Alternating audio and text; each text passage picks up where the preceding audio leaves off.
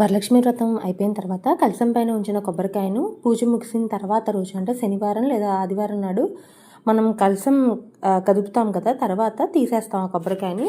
తీసేసిన కొబ్బరికాయని ఏం చేయాలి అని చాలామందికి సందేహం కలుగుతుంది. ఇలా వరలక్ష్మీదేవికి స్వరూపం కింద పూజించిన ఈ కొబ్బరికాయను అత్యంత పవిత్రంగా భావిస్తాం కదా. దీన్ని మనం కొట్టి దాని కొబ్బరితో పాయసం కానీ, పరమాన్నం కానీ ఇలాంటి తీపి పదార్థాలను చేసి కుటుంబ సభ్యులు అందరూ సేవించవచ్చు. ఇంకా కావాలంటే వంటల్లో కూడా ఉపయోగించుకోవచ్చు.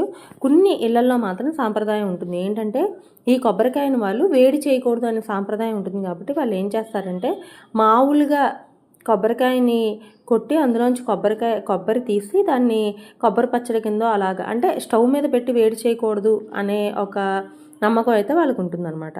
ఒకవేళ మనం ఎంతో దైవంగా భావించి చక్కగా అమ్మవారి పూజలో ఈ కొబ్బరికాయను పెట్టుకుంటాం. అలాగే అదంతా తీసిన తర్వాత కలిసి ఒకవేళ పాడైపోతే మనసు చాలా బాధపడుతుంది కదా. ఇలా పాడైపోయిన కొబ్బరికాయని ఏం చేయాలి అంటే, ఈ కొన్నిసార్లు కొబ్బరికాయను కొట్టినప్పుడు లోపల కుళ్ళిపోవడం లేకపోతే వాసన రావడం అనేది జరుగుతుంది. అది సహజమే.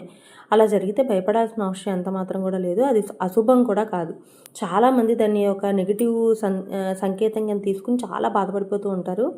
ఇక్కడ అర్థం చేసుకోవాల్సింది ఏంటంటే, కేవలం గాలి చొరబట్టడం వల్ల ఆ కొబ్బరికాయ లోపల అలా కుళ్ళిపోవడం అనేది జరుగుతూ ఉంటుందన్నమాట.